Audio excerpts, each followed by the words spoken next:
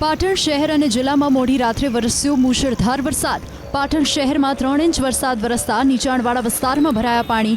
Railway ગરનાળું હંમેશાની જેમ વરસાદી પાણીમાં ગરકાવ થયું। ગરનાળામાં ખેડૂતોની પિકઅપ વાન ફસાઈ। માંડ પિકઅપ વાનને બહાર તો કાઢવામાં આવી, પરંતુ તેમાં ભરેલું પશુઓનું ખાંડ પલળી જતા ખેડૂતોને 28,000 રૂપિયાનું નુકસાન થયું।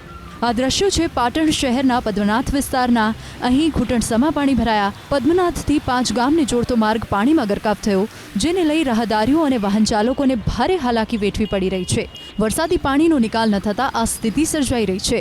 તો પાટણ જિલ્લાના હારીજથી શંખેશ્વરને જોડતા હાઈવે પર ફરી વળ્યા વરસાદી પાણી।